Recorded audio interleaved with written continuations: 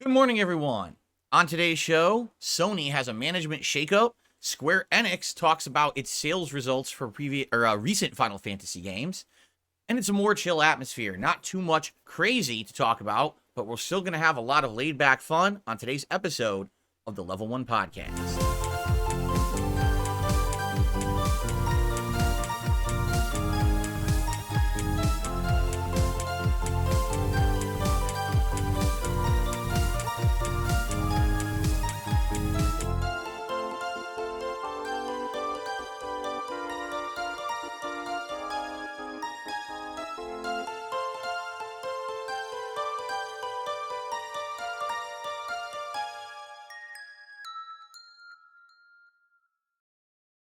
Sorry, everyone, I got distracted. My cat started licking my foot. I was like, I was supposed to click. Oh. Anyway, good morning, everyone, and welcome to the don't bite my foot, to the Level 1 Podcast. Leave my foot alone. That's it, you little rascal. Now you're gonna get it. He wants to play. He wants to bite. He wants to fight and bite. Arr, and he licks and bites my arm. Wow. Well, we got an interesting start to the show today. How are you all? I hope you're doing well. It's Ow, Jasper. Don't bite that hard. You nut. He's all worked up today. It's Tuesday, the 14th of May, 2024. I'm DSP, and welcome to the show. Don't you dare bite my foot again. Oh. There you go. Bite the arm. If you're going to bite the arm. That's the tougher skin. Don't bite the foot. Sheesh. How are you all? I hope you're doing well. I hope you're not battling a cat on your floor like I am. And, would you? That's it, Jasper. You gotta calm down. I got a show to do. He waits till I start the show to do this. I would have gladly played with him before the show, but he waits for the show.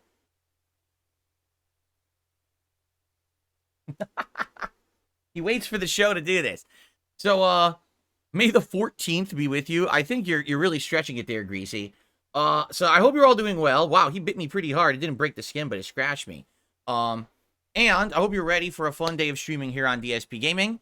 A good variety of stuff here today, that's for sure. We're starting off today with a cat fight and a fun podcast. And then after that, we've got Fallout 4, chill vibes continuing. Although it's interesting enough, they updated the game a second time. If you remember, the whole reason that everyone kind of started playing Fallout 4 again back in April was because they did this big update claiming it was a next-gen update or whatever. Well, a lot of people complained. Wow, he did scratch me bad. I'm going to have to go bandage myself up. I'm actually bleeding on my right arm. A lot of people complained that that next-gen update broke things in the game. And so now they patched it again to supposedly fix some of the things that they broke. So we're going to see today as I play what changed and what not. I think they actually added a few new options and things to check out. But one of the things that I was realizing was that now we're about 20 hours into the Fallout 3 playthrough. And I realized we haven't done anything new. Did you realize that? We're just doing all the plain vanilla content in the game. And we didn't do any of the added missions that they had added. Now, that's a good thing because from what I'm going to understand, the added missions will give you some really overpowered stuff. Like they'll give you crazy new weapons that are just blow everything else away in the game. So probably makes sense that I didn't rush into that content. But now that we're 20 hours in, it kind of makes sense that maybe now we would want to check some of that out and you know, see what's available, what was added for the next gen update missions wise. So we'll probably do that maybe today. We're in the midst of just starting up a story mission, but I think we could finish that story mission and then we can go ahead and check out some of the new missions and see what they are. That's kind of what I'm thinking, okay? And then tonight, oh my god, it's the return of Street Fighter 6. I had a 4-day hiatus from this game to purposefully calm down so that I would come back with a refreshed mindset rather than being so angry about how things went on Friday night. And I hope that happens today, okay? So plus, we got a little bit of game news today. There was actually a big shift in management over at Sony that I'll talk about, as well as Square Enix actually coming out and publicly talking about the sales results of games in the last couple of years and how disappointed they are. So we're going to talk concretely about that. And we got some Game Pass updates, like Game Pass games coming out this month have been announced and stuff like that. So we got a few odds and ends with game news. But overall, we don't have like a ginormous news segment today, nor do I have like a giant tangent to go on. So today might be a shorter podcast style segment and go more to Q&A. Or if people so choose, perhaps we can check out the suggestion box for a little bit. It depends. But firstly, I think I'm going to go clean myself up. I have big cuts on my arm now thanks to my cat. So give me a second. I'll be right back. All right, I'm back. Disinfected and trying to heal up. Just to forewarn anyone, if you ever thought about getting a cat, you absolutely must be ready to be scratched up at a moment's notice. A cat will sometimes get excited and want to play and not realize you're not a cat covered in fur and then try to bite you to play, and then you get scratches all over your body. This has happened many times with me, and I'm used to it. That's why I'd say, oh, I'm just going to go disinfect. I'll be right back. Anyway, back to the show. So, folks, welcome back. And let's talk. First of all, quick recap of yesterday's streams, shall we? Yesterday, I played another Krab's Treasure on the first stream and made great progress. In fact, we're now set to finish the game when I play it again tomorrow. It looks like we're in the final area. At least I think we are. I don't spoil myself on games, but we're a good 20 hours in, and people were saying it's around between 20 to 23 hours if you do like completionist looking for everything, which I have. So I wouldn't be surprised if this really is the final area. Like, we haven't found any moon snail shells that allow you to fast travel out of this area yet or anything like that. So I think we're in the home stretch of this game. Yesterday was a great stream. After having gotten the electric eel ability from a very tough boss when I played it on Saturday night, we went on a big exploration quest where we wanted to see where are all of these little crab robots that you can electrify and activate with this ability to get optional areas and content. And man, it was a good 2 hours of us going out and exploring. Did we find anything truly unique? Not really, but there were some cool side areas with multiple mini bosses and challenges with platforming, and we did get a bunch of items. Like, I was able to upgrade my fork to the next to last level in the game. I was able to upgrade my maximum health, upgrade my maximum magic bar. We did find more items. In fact, I found a third Thinker Plus stowaway, I think it's called, and because of that, I now have a whopping over 100% increased stagger rating. So whenever I hit something, the stun bar goes like right away, and within a few hits, I've staggered it. So even bosses now are getting capsized relatively fast. So this is a crazy good build for the game. You know, and basically continued on with the imposter shell, which is really cool. It's the Among Us shell. That's one of the best in the game. So ultimately, really, really good. We even upgraded the electric eel ability all the way, and that thing is so good. It'll just stun an entire group of enemies, so you can either get away or you can massively just beat the crap out of them when they can't even really do anything about it. So, good stuff. And after the 2 hours of exploration, we then decided to go back to the story.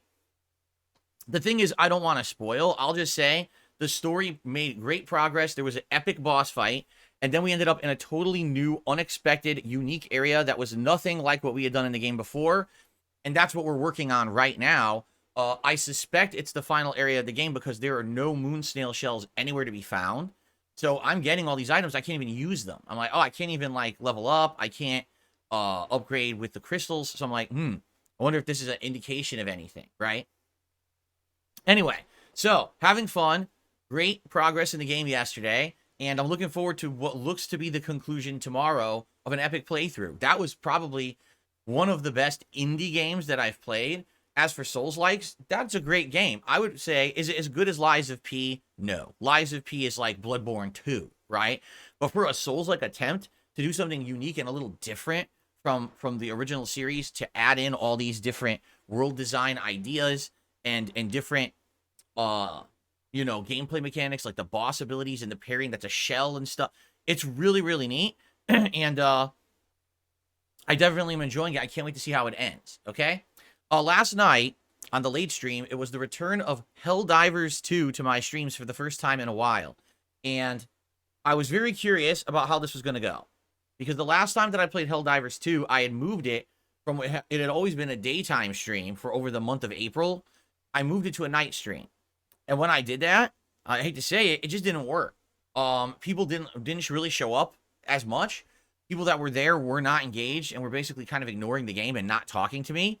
And the support was abysmal. All right. So I said, well, let's give it a break. We'll bring it back in a couple of weeks and we'll see what happens. And so that's exactly what I did last night. Last night was kind of a test stream to see, is there still interest for this game? Or really has it kind of fizzled up and died out? And there you go. I wanted to find out. So, last night, here's what happened. Attendance, pretty good. Was it amazing? No. Was it terrible? Absolutely not. It was pretty good for a night stream, I would say. Engagement. I'll tell you this. There was a group of people who were actively there, engaging, talking with me, and giving me hints and help while I was playing. And that was well appreciated. I still don't know what a super sample looks like. People keep telling me what the super samples look like. I still haven't found one. My teammates were finding them, but I still haven't found one. So I'm kind of useless in that regard. But, you know, I was trying to get back into the swing of things after not playing it for 2 weeks. I know for a fact that I was pretty, you know, slow to get back into it, and I wasn't really helping as much. But, you know, that's what happens when you don't play an online game for a while. So, anyway, how did it really go? Well, I'll tell you this, support was great, but really, if you wanted to know the truth, it was because of like 2 people. You know, there are 2 people who came by and did like really big tips. There was someone who came by and gifted a few memberships. If it weren't for that small handful of people, honestly, you know, it might not have gone so well. So I'm very grateful for that, but definitely you can tell that the whole feeling of community hype over the game on my channel is kind of gone. Now, here's the other thing and another factor. I started playing, and my first match, admittedly, I was rusty, but I actually got the match done. The second match, I played 45 minutes into a match. We had all the super samples on the map, which I need to get my critical upgrades for my stratagems. And I'm like, okay, this is great. And then what happens? The entire match falls apart. All of a sudden, at the very end, there's just unlimited waves of these terminated enemies coming. Our whole team stops working together and panics, and we die. And we're like, you gotta be kidding me. We worked 45 minutes and got nothing out of it. What a waste of time. It's very frustrating when that happens. So then I started another match. This was another match that was almost 45 minutes. What happens? 30 minutes into the match, when we got the super samples, we've done the side quest, it's time to get ready to leave, 2 people drop. Now, we don't know if it was a connection issue or if it was just they were in a party and they just decided they didn't want to play anymore. Like, you got to be kidding me. Now we're on a map that's scaled to 4 people with 2 people.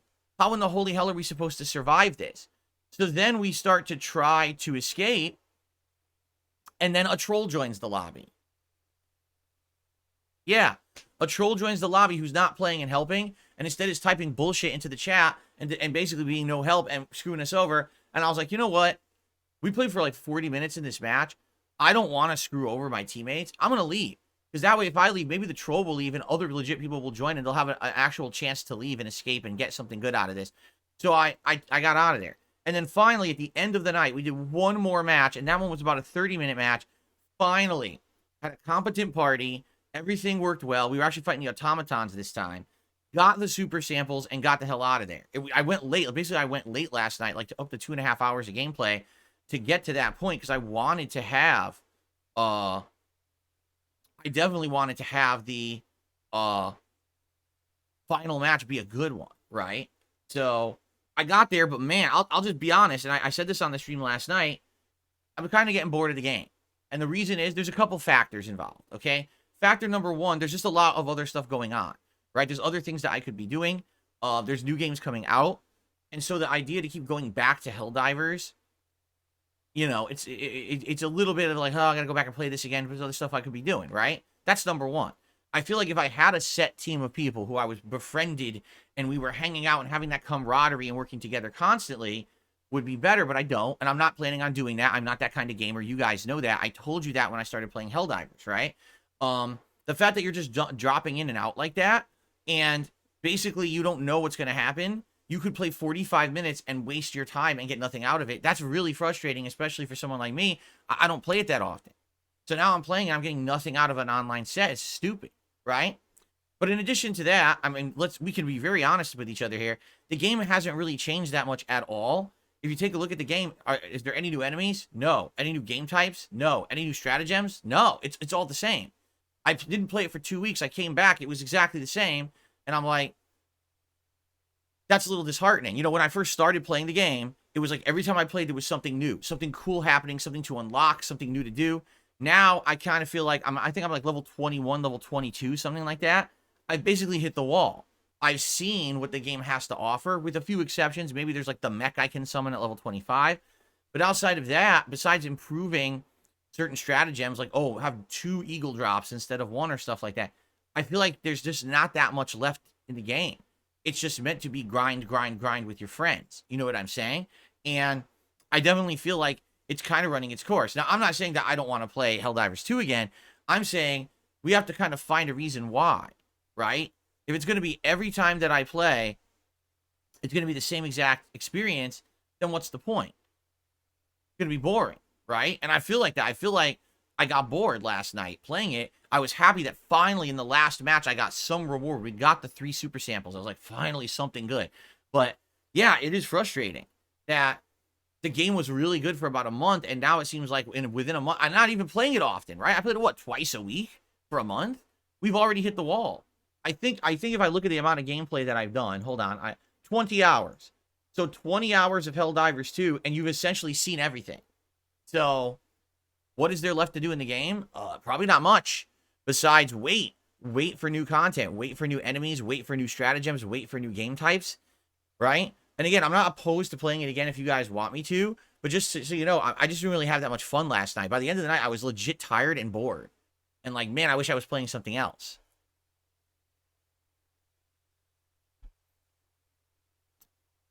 And I know that's disappointing. You know, there were a couple people who had come to the stream. And again, the people who had supported the stream, thank you very much. I appreciate that. But I'm just being honest with you. I'm not going to sit here and lie and be like, oh, yeah, because people supported the stream, it was the best thing ever and I loved it. I'm not that kind of guy. You know me? I'm not going to lie to you because I got made some money last night. Oh, let's say it's good. I'm not going to do that. I'm not going to lie. Okay? So, let's see what happens. Now, here's the thing. We have opportunity to decide what I'm playing tomorrow night. I have an open late night stream tomorrow. Let's talk about that a little bit in a minute because I want to determine what I'm playing tomorrow. We have options, and I guess we'll figure it out. Okay? Okay. Today, variety time, guys. It's time for more Fallout 4, as I stated. And I think what we're going to do is we have this main story mission we have to do in Good Neighbor where you go into someone's thoughts, I believe, like their memories. I think that starts a plot line, which we may work on today. But at some point, what I think I want to do after we finish or work on some of the main plot, I think I want to do some of the new missions now that were added to the game as a result of that next-gen update last month. I avoided those at first because I heard that you get overpowered weapons, power armor, and crazy stuff by doing them. And I totally didn't want to get into a situation where I was so OP at the beginning of the game that it was too easy and not fun. I mean, I'm still being challenged right now, you know, with this melee build. There are still things that are kicking my ass. I have to pop chems to survive. I have to be healing, and that's a good thing. It's different than, oh, I'm hanging back with a gun and just sniping everything, and I'm so overpowered I kill everything with one shot. It feels a lot different, and that's good. I like the feel of the game as a melee build. But I didn't want to go into it and get, oh my god, look, I'm in the first town, and I got a fucking power armor. No one can even hurt me, right? So, basically, I want to check out those missions now. I don't know if we'll do all of them, but I think that we'll do some of them, okay? I think that would be pretty fun. So today, main story to start. We'll see how far it takes us. Maybe we'll actually head into some of the new missions from the next-gen update. Fair enough? Okay. Night stream tonight is the return of Street Fighter 6 after 4 days. I'm going back to it to try to get my Zangief to master. I've had completely different experiences. One night, I play with Zangief, and it's very rough, and it's very frustrating. Another night, I play with Zangief, and I'm on a roll. I get a big win streak. I jump in ranks hugely. And then I play again, and it's like the worst that I've ever had. So that's definitely the experience with Zangief. Depending on the matchups, depending on the connections, depending on who I'm playing, I might have a really good night where I'm fighting mid to low tier characters, and it's fair matches, and it's fun, and there's good challenge. Like, for example, I played a Minot that was a master Minot. She whooped me. And I was like, you know what? I don't mind being whooped because those are the kind of matchups I need to learn the game. But sadly, those are few and far between. What ends up happening a lot, especially now at the 5-star diamond level, you get the try-hard pattern players who literally don't understand Street Fighter. They don't even understand basics of a fighting game, but they have memorized a meta flowchart that allows them to beat the low-tier characters. And there's nothing I can really do about it. If they initiate the flowchart and either my move drops, combo drops, or I just have bad luck, boom, round is over because I'm Zangief and I have no way to get out of it. It's incredibly frustrating, right? I want to get Zangief to master before the big update next week on May 22nd. We've got literally a week left to do this. So tonight is kind of an important night. I have to, at the very least, I have to make some progress in the right direction. Do I have to hit master tonight? No. But I need to get some points, right? I need to get some points. And by the way, Dab Hands, no, that was not a real pro player that I was playing last time. That's a troll who keeps changing their account around, and they were purposely losing points so that they could get to my level and basically gatekeep me from hitting master with Zangief. They already talked about it online. It's a fucking idiot. That's why I blocked them last time. And I'll continue to do that because that's what's happening. My trolls realize that I cannot beat Cammy with Zangief, so they all have picked Cammy, mastered a flowchart, and they're actually jumping into rank the same time as me, and they're changing their names around so I don't know it's them, and then they're just basically playing me over and over. That Cammy from last time used the name of a pro player that I'm friendly with, Bucktooth. I used to be friends with Bucktooth back in the day. He's from the Texas area, and we used to have great times together in the 2000s playing retro games and stuff. And actually, if you remember, the first time I hit Master with Blanca last year, he was the first opponent I faced at Master level, and it was the real Bucktooth. This guy is an asshole. This guy is a liar. He was not a real pro player. This is someone impersonating others in order to try to get clout, basically. And if you didn't notice, they're beating me and getting tons of ranking points, but then all of a sudden they'd be back and they have less ranking points because they were going and throwing matches so that they could lower their rank to fight me again and again. So, pretty messed up, but I already banned that person, and I'll continue to do that. If I see it's the same person over and over purposefully trying to matchmake with me, I'm just going to block them so I don't have to deal with their bullshit. That way I can play a variety of players and not these fucking trolls headhunting me with bullshit unbalanced top tiers.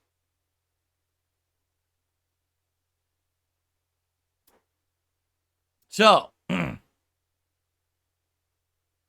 all that being said, my friends, let us see what happens tonight. All right, fingers crossed, hands and arms crossed, everything crossed. I need to try to hit progress with Zangief. I've basically the way I see it, we have tonight, Friday, and I think one more. We have 3 nights possibly to play Street Fighter and get Zangief to master. Okay, if we get Zangief to master, it'll be a big sigh of relief, and I'm not going to play with him for now. I'm going to actually go to another character and actually play with them instead. So we'll see what happens, but I'm hoping for the best. Maybe tonight I'll get a lucky streak and we'll actually hit master, which would be amazing, and then I can say, oh, thank God, and we can do something else, right? But let's see what happens, all right? Tomorrow will be my final consecutive streaming day of the week, and it'll be the conclusion of another Krab's Treasure, so I hope that you will join me for that. That should be fun. As we see how the game ends, and I hope that this final segment I'm in is lengthy, because it would suck if I like boot it up and it's like an hour and we're done. But I guess we'll see. There's no telling. You know, I don't spoil myself on games, so I wouldn't know if this is truly a long final segment or not. I don't know if I'll get stuck on a boss or not. Right? We'll have to see. So yes, we shall see what happens tomorrow during the conclusion.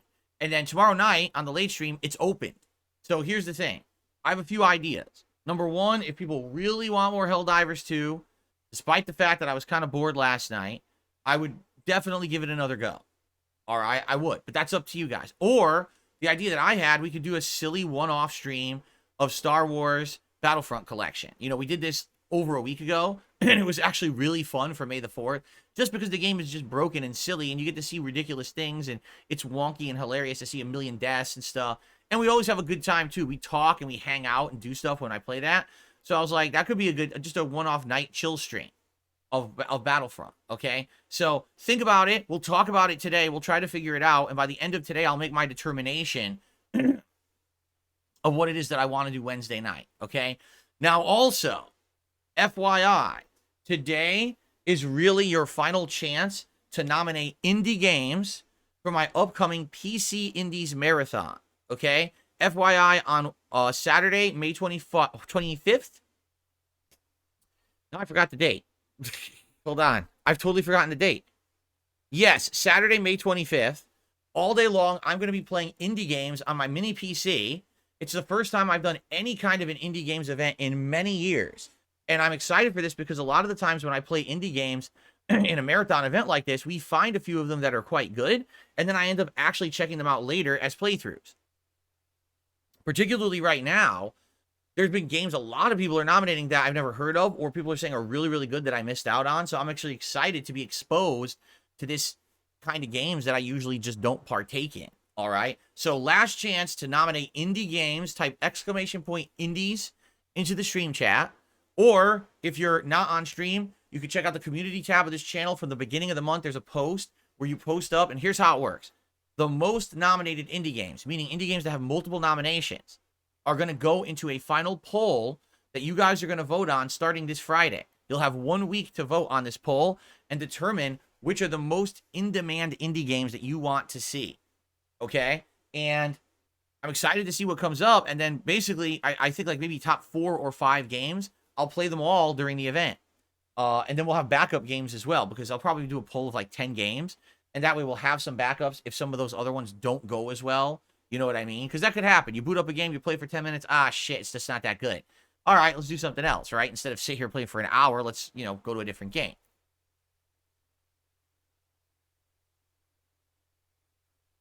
So, that should be a fun event. And also next week, we're going to talk about other things. Like I'm probably going to order food during that event and stuff like that. So we'll definitely start planning a little bit more towards that next week, okay? All right, so that's good stuff all coming up. Now, in addition to that, I have some other announcements regarding the DSP Throwback channel. So listen up for those who like the throwback content and the old school playthroughs from yesteryear. Number one, people are currently voting on what playthrough they want to be the next Retro React event, which we're going to start this Sunday night. At this point, about a day and a half into the poll, we have an overwhelming amount of votes for Dark Souls 1. The second place is Mario and Sonic at the 2012 Olympic Games. Third place is Metal Gear Solid 1. And fourth place is God of War 3. However, I do feel like there is a ginormous skewed amount of votes, because all of a sudden, yesterday, within 12 hours, the thing had 800 votes. And typically, those polls on that channel get like a few hundred votes. So you can argue there probably is about 800 fake votes, because there's currently 1,100 votes on the poll. Even if you were to delete like 800 votes, Dark Souls 1 would still be narrowly in the lead.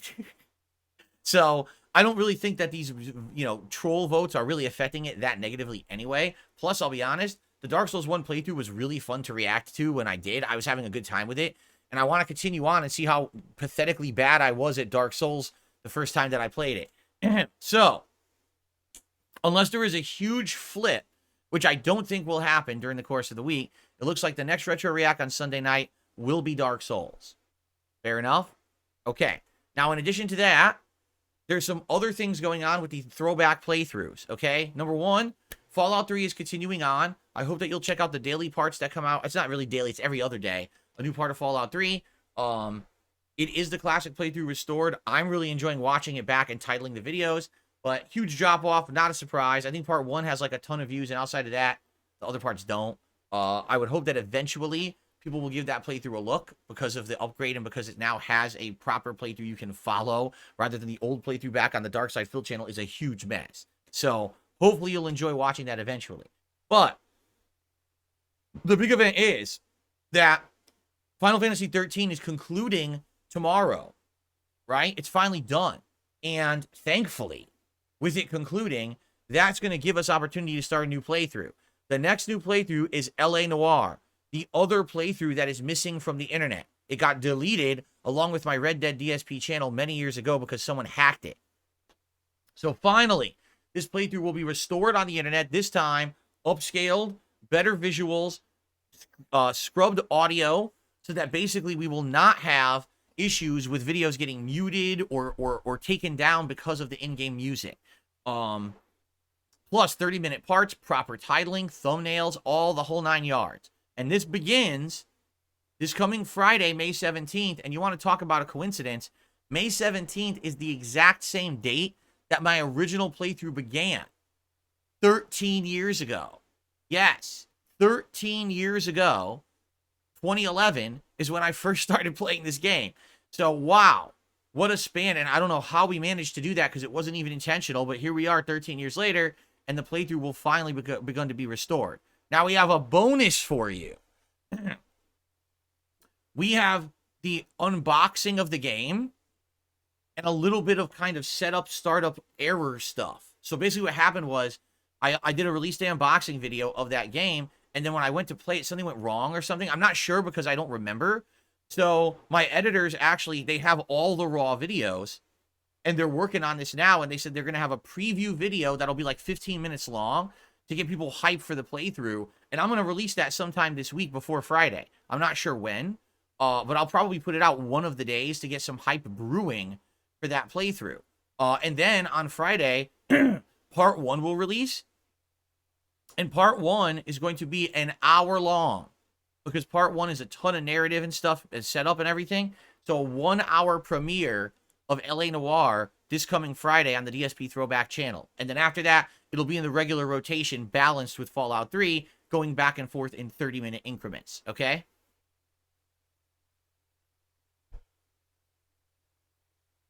I hope you're excited. I hope you'll check this stuff out. YouTube.com/@DSP Throwback. Shout out to my editors who are working really hard on that channel. As I keep telling you guys, that channel isn't very profitable at all. Ad revenue on that channel, I literally make like $1 a day. Wow, right? And outside of that, yes, I make some revenue when I stream once a week for the Retro React. But, I mean, for the amount of work going into the channel, it's really not equivalent. What I'm hoping is over time, the channel will get more traction as more videos get added. Just like a DSPGaming channel, right? The bigger body of work you have, you'll have people going and checking out the channel over time, and that'll overall give it more of an increase of views on a daily basis, which then will become more profitable. But for now, you know, every video I put out is getting like 100 to 200 views when it first goes live, and then it just kind of sits there. It's not a lot, and it doesn't really equate to much. So I'm hoping, exactly, it's more of a long-term investment. Get the missing playthroughs up there for posterity purposes. Have a fun retro event every week where we hang out and we reminisce about the past. Get people into that mentality of liking the old stuff, and hopefully eventually people will go over there and check it out in time, as opposed to rushing to watch it. It's not, these aren't new playthroughs, right? This is old content, but it's cool to see it restored for those who are fans of me. So I hope you'll give it a look, and you know, I think right now, I like the way the channel is going. I would love to have more ideas of things to do. Like some people said, well, why don't you do actual gameplay on the channel? And I'm like, well, I mean, it's really not the purpose of the channel. Sure, I could go bust out an old retro game and play it on that channel, but that's really not the point of Throw. It's supposed to be us enjoying the old content. It's not me making content with old games. That could easily be on this channel, you see? So, anyway, I would definitely like to hear more ideas as well from all of you on what you think about that channel and how I can improve it or other things you'd like to see on it. But in the meantime, vote for the Retro React on Sunday. Get hype because LA Noire is right around the corner. Okay? Cool. Next week, we're going to have a fun one. It's going to be Fallout 4 in a last kind of hurrah push. And what I mean by that is, remember, we've got Hellblade 2 coming out next week. We got the update for Street Fighter 6 with the Kuma and the whole rebalance, which is going to completely refresh the game and make it interesting again. Then, we're going to have later this month other games coming out. So, with Fallout 4, I really enjoyed playing it a lot in the last 3 weeks or so. I'm going to play it a lot more next week. But then after that, it's not going to be played as often, or it might even end up being like night streams depending on what happens with the schedule, okay? So, FYI, next week, a lot of Fallout. We're going to have Fallout 4 and Friday Night Fights on Friday. We're going to have Fallout 4 and what did I say was going to be Saturday night? Now I can't remember. I had an idea of what it was going to be, and now I think I've completely forgotten what it was going to be. I think I said I was going to do another stream of Helldivers 2 on Saturday night. Sunday will be React Day, and Monday will be more Fallout 4. So basically, I'm going to do 3 streams of Fallout 4. One on Friday, one on Saturday, one on Monday, because then after that, we've got other games that are going to take over as the highlighted game. All right, so a lot of Fallout 4 coming next week for Fallout 4 fans. I hope you'll join me. It's kind of a last hurrah push for the game until it kind of takes a little bit more of a back seat for the new releases and updates coming out. Okay? Cool. I think I've covered everything I wanted to cover there. It is time for everyone's favorite segment, it is time for DSP news today. All right, so what is in the news? What do you think's in the news, Jasper Kitty? What's in the news? You tell me, Jasper. He won't stop rubbing his face on my foot now. All right, so we have 3 pieces of news today. The first one, which is kind of a big one, Sony has reshifted their leadership. It was actually announced earlier this year that in March, Jim Ryan, the CEO of Sony, the CEO of PlayStation, was stepping down and retiring. But it wasn't really announced like who was going to take over. And then a whole month passed and everyone's like, so what happened? Well, it was finally announced yesterday that PlayStation has named 2 different CEOs. Herman Holst is now the CEO of a newly named studio business group. It will include PlayStation first-party teams, plus it will cover the development of IPs into other mediums like TV and film. Okay, so Herman Holst is Mr. First Party, controlling all the important PlayStation intellectual property. All right? Hideaki Nishino is the other CEO, so there's co-CEOs. He will lead the platform business group, which includes the console hardware, technology, accessories for said console and technology, the PlayStation Network, and third-party relations, such as major publishers and indie studios. All right? So Herman Holst is everything owned by Sony. That's their own intellectual property. He's in charge of that. Mr. Nishino will cover hardware and or third-party dealings. Okay? So remember, when a horrendous first-party game is released, you blame Herman Holst. When a horrendous business deal is made about a third-party game, you blame Mr. Nishino. We have to blame the right people when things go wrong. But also, if a ginormous, hugely awesome first-party game releases, if an awesome movie tie-in or TV tie-in of a first-party IP comes out, you say, thank you, Mr. Holst. Really appreciate that. Okay? And also, if there's hardware advancements, if there's cool third-party deals, that's when you say thank you to Hideaki Nishino. So there you go. All right. So a lot of people are criticizing this. Some people don't like Herman Holst. Now, I'll be honest. I've heard the name, but I don't actually know what he's done before. So I'm not sure exactly, his track record. A lot of people were like groaning like, oh God, Herman Holst is now the head of the first party stuff. This is awful news. I personally don't know how to react to it. And also I don't know about Mr. Nishino at all. I don't know about his track record. Maybe you guys know better than me. Does it make sense to split it up? Yeah, maybe it does. Maybe it makes sense to have people that are more hyper-focused on certain things rather than be split into so many different directions that then nothing gets done, right? Maybe that's something that Xbox should look into. I'm just saying. Anyway, Drew says that he met Mr. Holst a decade ago at an event. He's a great man with huge hands. Oh, how do you know? Did he give you a back rub or a hand massage? Oh, wow. To get an actual personal massage from Mr. Holst at an event must be a really, really prestigious thing. Congratulations to you, Drew. Okay, continuing on. Would you stop with the face rubbies? Stop this with your face rubbing. Look at this. Okay. Our next piece of news for today. Square Enix has finally spoken out, right? Finally.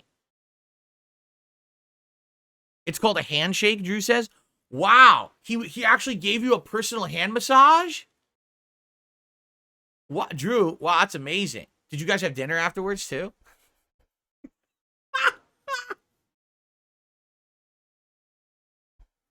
What kind of chocolates did you buy him? Anyway, let's continue on. Square Enix has spoken out about their performance in recent years. Sorry, I'm trying to maintain a straight face. All right, are you ready? This is from the horse's mouth, Square Enix. Number 1. I can't concentrate. Hold on. I gotta compose myself here. Okay. Number 1. Final Fantasy 16 sales fell short of expectations. Initial momentum was in line with what they had for their expectations for the game, meaning pre-orders. But the game failed to reach its fiscal year goal as its momentum dramatically slowed. There have been no updates at all since they last announced a 3 million sales number, likely because the sales number is so low, they're embarrassed. So just like I said, and this is what I said last year, you guys got to understand that what's happening now in the gaming community, particularly with these RPGs, there is hype because of the name. Final Fantasy 16, oh my God. But what ends up happening is a ton of people pre-order and you get this initial burst of sales. But what these companies want is they want that game to have legs. Because there's a lot of people who are on the fence about the game and they want it to come out first. They want to actually see other people play it. They want to hear other opinions rather than just the really elitist selected people who get early opinions, which you don't know if you can trust or not, right? So they want to just wait for normal people to play the game and give their opinions, and then they decide if they're going to buy it. So what happened with Final Fantasy 16 was really high hype from the fan base initially, and then when people got their hands on it, a lot of people were like, wow, this game is not what we expected. It doesn't really feel like Final Fantasy. It departs too much from the series. It doesn't even perform that well on PS5, which is weird because it's a PS5 exclusive. There was just all these criticisms of the game. Remember, there was even a movement online, this is not my Final Fantasy, right? There was actually a movement, people saying, this just isn't anything like what we expect from Final Fantasy, therefore we don't like it.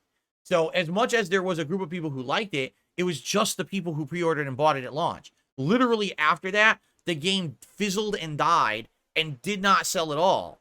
So why have they not said anything above 3 million sales? Because they're embarrassed and they know that it probably didn't even come close to 4 million. It's probably like 3.12 million or something like that. So 100,000 people bought it after the initial launch. That's terrible. That's insanely bad, actually. So there you go. Okay, that's number one. Jasper, could you please, really? Could you not chew the wires, Jasper? Could you just not chew the wires? I need that wire to play games. If you destroy the wire, I can't play games. You have to stop. I mean it. Don't chew that wire. You understand me? I mean it. Don't do it. Stop. Sheesh. I'm already having problems with the Xbox controller. I think it's because he's chewing the wire. Okay. Final Fantasy VII Rebirth. Well, sales fell short of expectations. The initial momentum didn't even reach their internal target.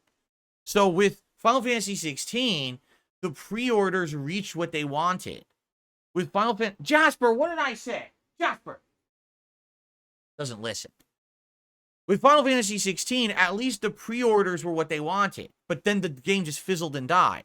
With Final Fantasy VII Rebirth, they didn't even get to the initial amount of pre-orders they expected or wanted out of the game for what they invested in it, okay? And then they said there also was no momentum after the initial momentum. Like, there was nothing. It died completely.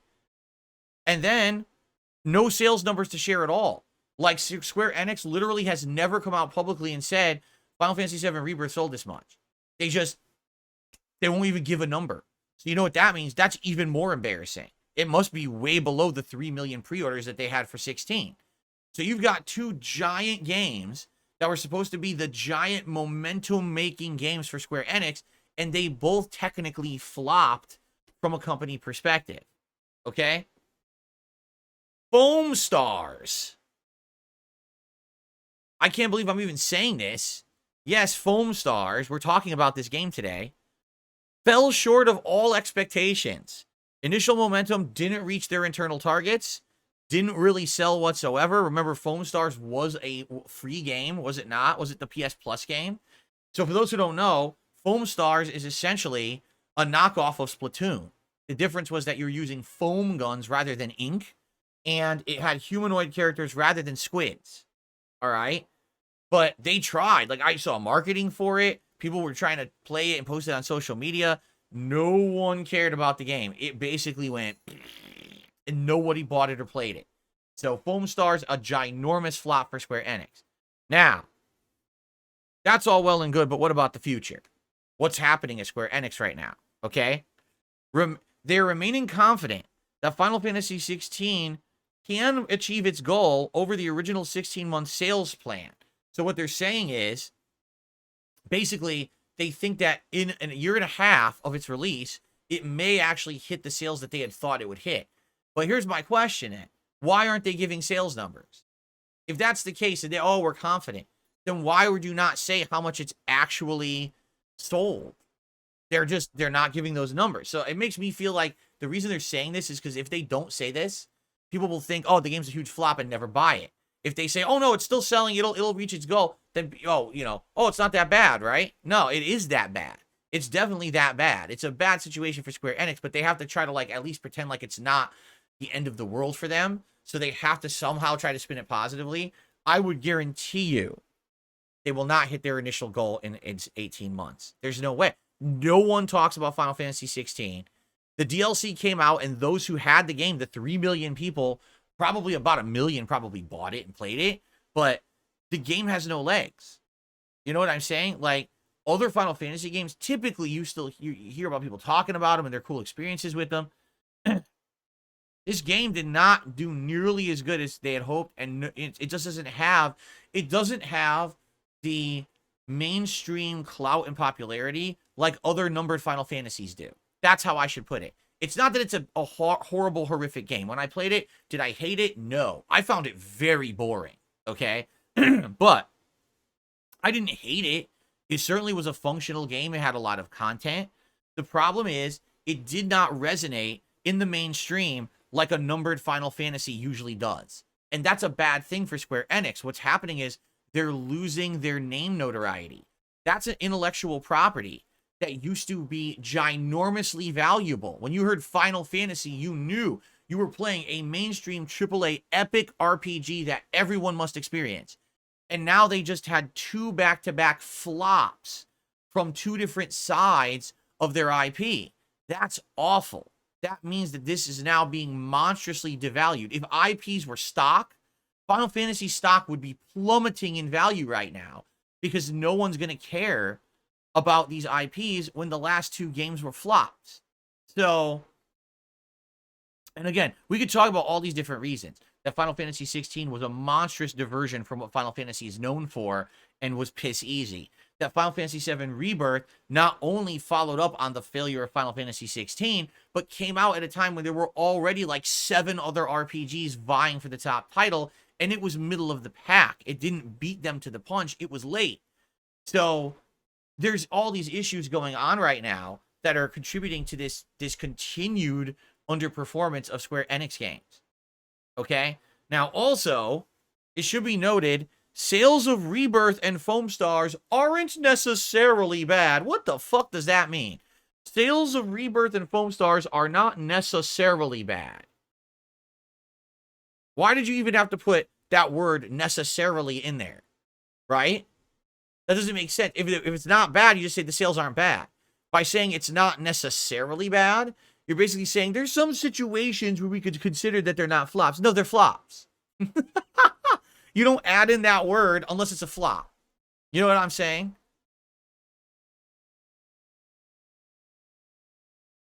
Now, as we already stated, they're reorganizing, and there's going to be layoffs, which really sucks. We don't want to hear about layoffs, but there's going to be layoffs, all right? Already we heard Square Enix is going to now do third party. They're no longer just going to be console exclusive to PlayStation.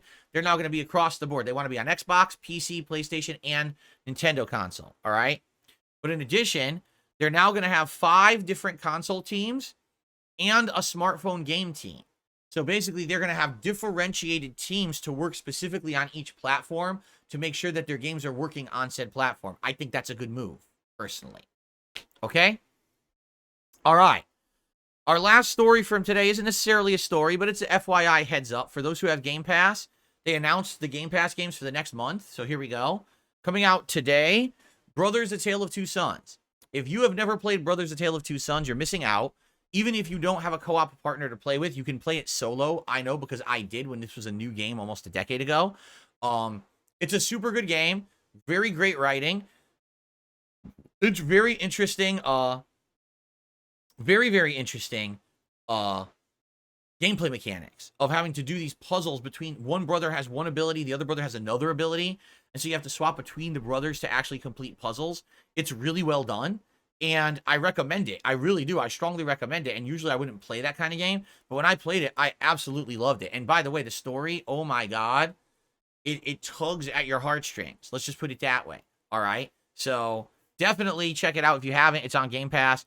On the 15th of May, Chants of Sonar. What is that? I have no idea. On the 16th of May, Immortals of Avium. So Immortals of Avium, by all reports, was a fine game. It came out last summer at the same time as Baldur's Gate 3. So what ended up happening was it came out and it had almost no marketing whatsoever from EA. So no one even knew what the game was or to play it. And then as soon as Baldur's Gate 3 came out, literally no one ever mentioned the game ever again as if it never existed. So it was a monstrous flop for EA.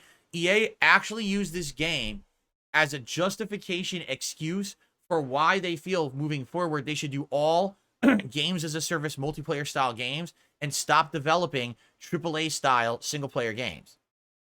Despite the fact that they never, ever marketed the game properly or at all. I mean, we saw it at Summer Game Fest, and since then, maybe there was like a trailer that dropped and no one knew about it. So how is anyone going to know to play it when everything that was being talked about in the game community at the time was Baldur's Gate 3 and as EA didn't market it, right? I equate this to Evil Within 2, a game that was a fine game, even improved upon the original in many different ways, and literally no one knew it existed, so it flopped. Okay, continuing on. On May 21st, Senua's Saga Hellblade 2.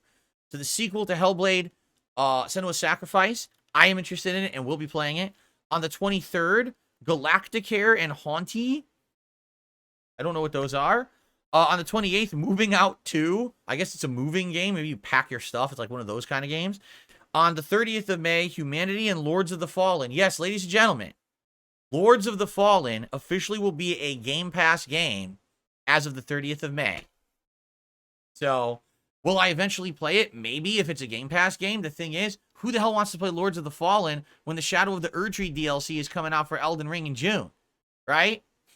I mean, I guess some people are like, I must play a Soulsborne game before. I must play a Souls-like game right before. So there you go. If you didn't play it, it's on Game Pass on the 30th. And then on June 6th, Firework and Rolling Hills. I don't know. I don't know what those are. So anyway, there you go. There is your Game Pass schedule. And I hope that you found my new segment informative for today. Surprisingly enough, it's 12:15. Holy shit. We went long. I thought this would be short. We actually went pretty long. So guess what, guys? It's time for shout-outs. Whoops. It's time for shout-outs. And then it's time for some Q&A, and that's the show. So we start off today with a couple of YouTube side contributions. We have Nightblade Gaming, who became a member for 33 months. Thank you, Nightblade. And says, "Hi, Phil. This is a blast from the past playthrough." What is? Oh, Fallout 4. Gotcha. Yeah. Absolutely. It's awesome to go back and play this game for the first time in 9 years. You know, it really is. To re-experience it. It's cool because I only played it the once. And honestly, the thing that pissed me off about the original playthrough was the graphics, which are fixed, and the stupid settlements, which I'm not doing. I skipped them. So because I skipped the two annoying things aren't in it anymore, it's a much more entertaining gameplay experience now. So we'll continue on today. I can't wait. Thank you for the membership. Thanks for the ongoing support. Felix the Maid, 17 months as a member, and says, Sean! I don't know why you're saying that. Now, Sean is the name of the son in Fallout 4, but also the name of one of the sons in Heavy Rain. Does your character ever shout out, Sean, in Fallout 4? I don't recall. Jordan did a super chat, first contribution of the day, really. And he says, isn't it pronounced Square Enix, not Enix? I always thought that. And then a few years ago, during one of the big press conferences, they said Enix about 7,000 times themselves. And I realized it's pronounced Enix, not Enix. I always thought it was Square Enix. And I apparently had been mispronouncing it for quite some time. It is Square Enix. There you go. All right, so thank you, Jordan. Outside of that, as of now, there's no other contributions to shout out. Now, as you know, today will be a very interactive stream with Fallout 4. Tons of opportunity to talk and hang out and discuss and shout out contributions. I have a goal of trying to hit $50 per stream. It would be great if we could hit that today. Anything else, greatly appreciated. Whether it be a super chat, a super sticker, a membership, a gifted membership, or a tip. All appreciated. Thank you guys also very much for supporting my streams and content. Thank you. Okay. Let's see what you guys want to talk about. We got about 15, 20 minutes till the end of the show. So everyone, please tag me in the chat and let's see what you guys would like to discuss. Game Boy, good morning. How are you? Hope that you're doing well. Thanks for joining us here today.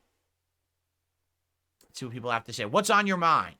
What are the burning topics and questions you would like to discuss with me today? Good morning to Beef Pounder. Great name. Tenderization is key. Let me tell you something.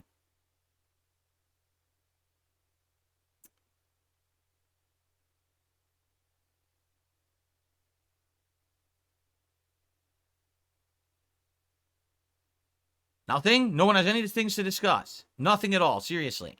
Nothing's on your mind. Did I watch the Tetris movie? Nope, I did not watch it. I think it was only on Apple TV, which I don't have, and I haven't seen it anywhere else, so I did not see it. But I think Sony should have bought Square Enix instead of Bungie back in 2022. You know, I don't know.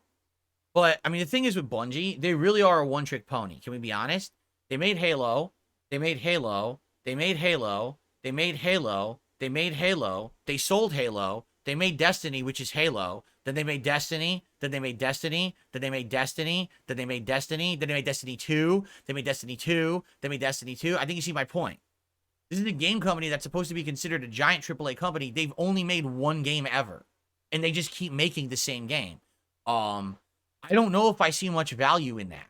Apparently Sony did. Like, if I was an investor looking to buy a company, I probably wouldn't buy a company that's only ever made one game. So, I'm just saying, like, to me, I would want to divest. And I don't know if they're ever, I mean, what have they done since they were bought by Sony? They made Destiny 2. They made Destiny 2. You know what I'm saying? Like, so I don't know. I don't know if it was a very smart move.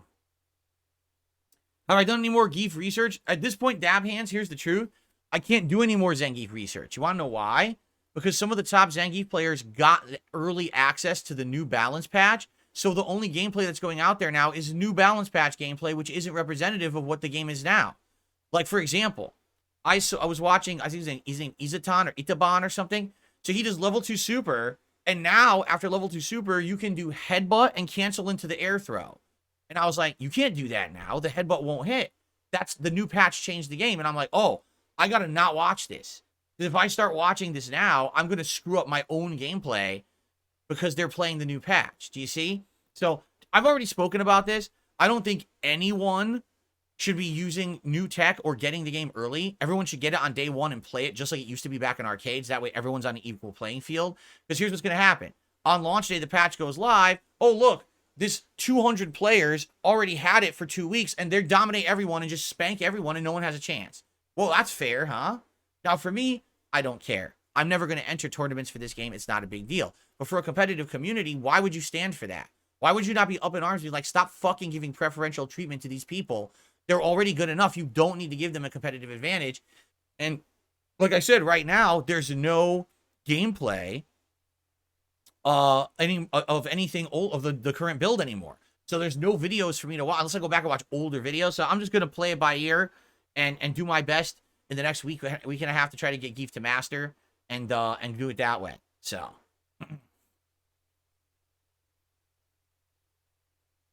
oh, that's just hilarious. Unbiased fan says, top players will dominate everyone anyway. It doesn't matter. Oh, so top players are going to dominate anyway. So just give them every possible advantage to make sure that they do and no one else has a chance. Wow, that sounds really fucking smart, Unbiased fan. That's one of the smartest things ever said in my chat. Because they're already top players, give them additional advantages. How about this? Why not just give the top players an instant win button? So it says fight and they go, oh, KO. I mean, they're top players anyway. They're just going to fucking win. So just let them instantly win. What a dunce level mentality you have. Jesus, you're stupid.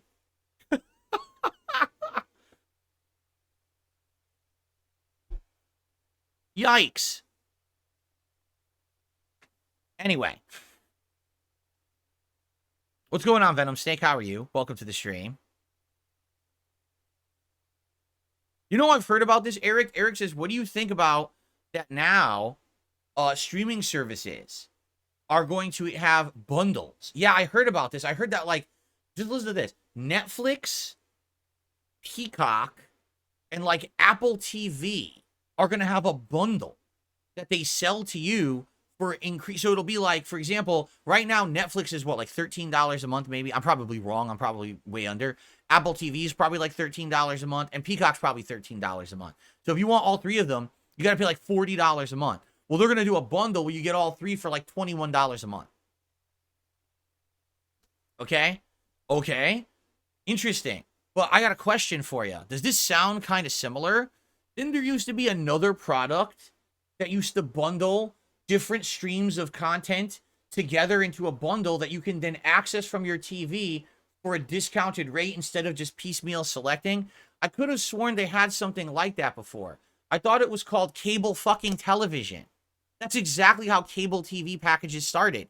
Instead of just buying this channel, this channel, this channel, they would give you the movie package, the sports package, the regular channel, you know? It's the same shit. So literally all these streaming services are just becoming what they replaced. They're literally just going back to the old formula. How does that make any fucking sense at all? It doesn't.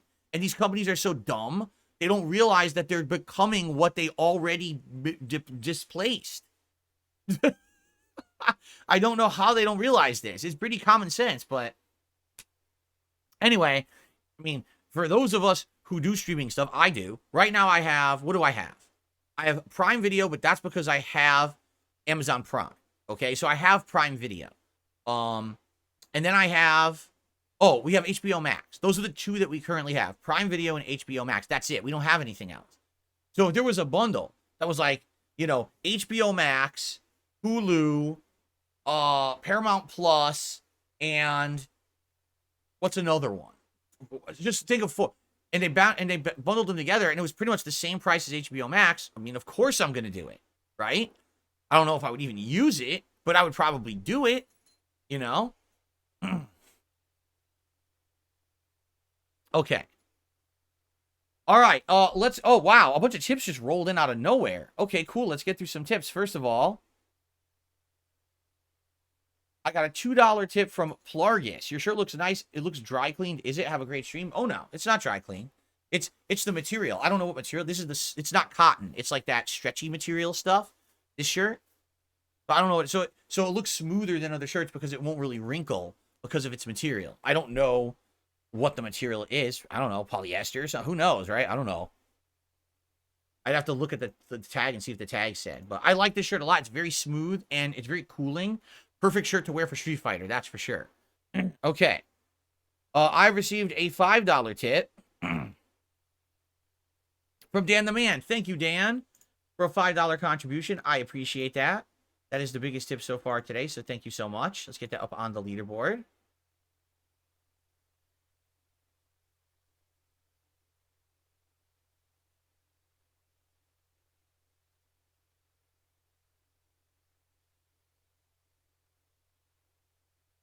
Excellent.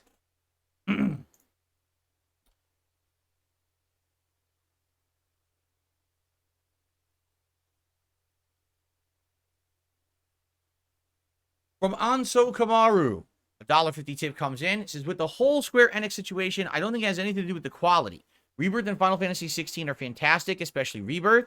While you have their flaws, I'd still consider both of them top-class games, and so do many others. The issue is gaming is so large, investors demand so much, projections from these companies are unrealistic. Square Enix is known by the community as never being satisfied no matter how good a game sells. Gaming is way too large, so these devs and publishers need to always balance between pleasing their fans and pleasing investor pockets. I'll agree with you that I do think that there are unrealistic expectations, but I think that also comes in line with the fact that these games have now become so bloated with their budgets, right? If it's costing you a ridiculous amount of money to develop a game, hundreds of millions of dollars to make a video game, and then that game sells 3 million copies, which equates to, okay, well, maybe we're going to make our budget back. That's not a sales investment that makes sense for your company, right? Maybe these games need to scale back, right? Instead of making an 80-hour RPG experience, out of which 40 hours is optional content, 30 hours of which is bloat that doesn't need to be in the game and adds nothing, because that's the industry norm now. Make a streamlined 20-hour RPG where every moment you're playing it is epic. It blows your pants off. It's amazing. And then sell it for $50, right? and make your money back within a day. Because people will be like, wait a minute, we're getting a 20-hour, one of the best stories and epic RPGs we've ever played, and it's a discounted price. And by the way, it didn't take them 17 years to develop it. It took them 2 years, right? That's what's happened is the games have become so big and over-bloated with content. Every game must have an open world. Every game must have dozens of hours of optional content that you could just skip. I mean, we definitely need to have games that are way more streamlined for the industry now. I really feel that that's what's happened. We've hit that point where it's too much. I mean, when I say RPG overload, you notice when I said that, I didn't say bad RPG overload. I just said RPG overload. There's too many of these games coming out to compete with each other, and they all undercut each other.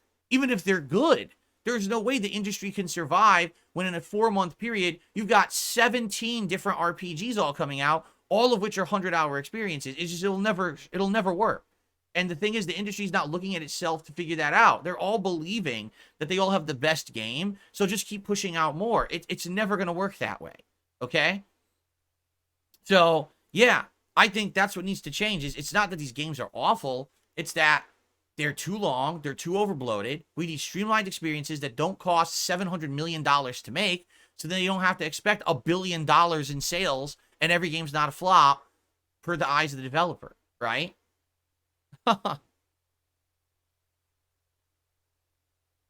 What is my expectation for Hellblade 2's Metacritic score? Oh, I have no idea. I don't even know what the first one was rated Metacritic. I usually don't pay attention to that shit. I, personally, Hellblade 1, I skipped. I didn't know much about it. Then people told me it was good, and when I tried it, I loved it. I thought that the art style was amazing and actually was so good for the time. The graphics blew me away, being it wasn't a AAA studio. And the story was interesting. The gameplay mechanics were sound. The combat and puzzles were fun. I mean, the ending was confusing as shit. But I thought it was a great, short experience. I'm hoping that that's what Hellblade 2 gives you. A really entertaining, fun, short experience. I'm expecting it to be like 8 hours long. I think people are like, they're overblown. Oh, this game should be 20 hours. Dude, it's going to be the same as the first one. It's going to be like eight hours. But I bet it's going to be 8 good hours. You know? Soul Potato says, new Assassin's Creed teaser coming soon. Do you think it will play at launch? Will I play it at launch? I talked about this on yesterday's show. Assassin's Creed Shadows premieres tomorrow, 9 a.m. Pacific time. There will be an exclusive trailer and or gameplay reveal. And I'm going to watch it tomorrow morning with my wife, and we will talk about it on this podcast tomorrow. Okay?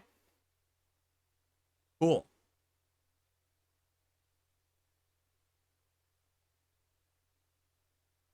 All right, guys, anything else? Any other topics to tackle this morning?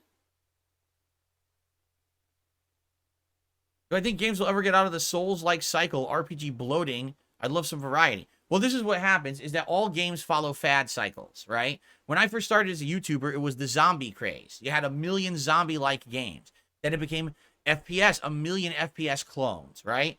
Then it was, I'm trying to follow the eras. Then there was the motion control era where every console had to have motion control games. Remember that? And then there was definitely a looter shooter co-op era.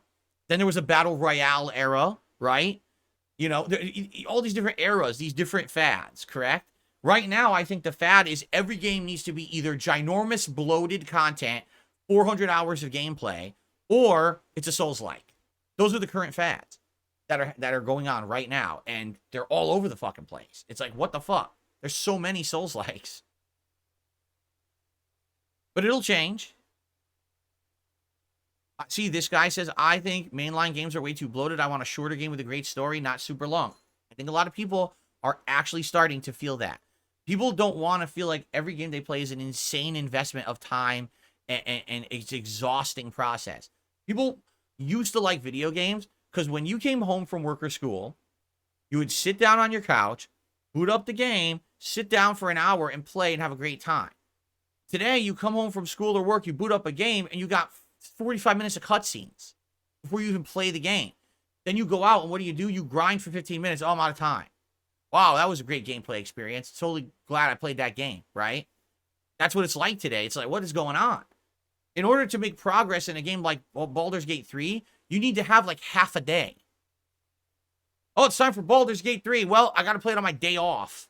because I won't make progress otherwise. Like, jeez, you know?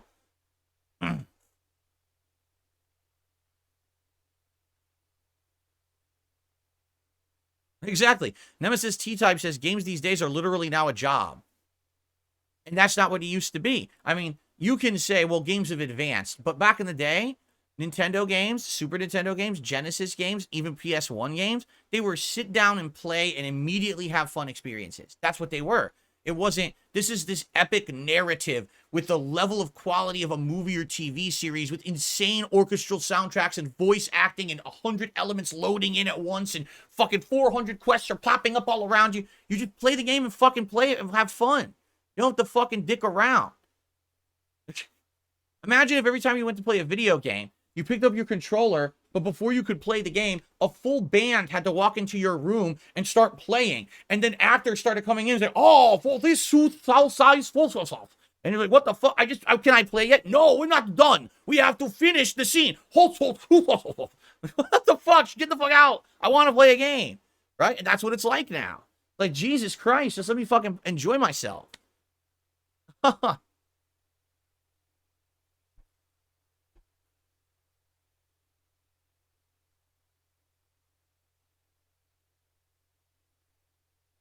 Okay.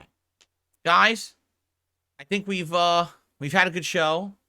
I think it's time to end it. Let's end the show now and possibly get some extra gameplay in today. Does that sound?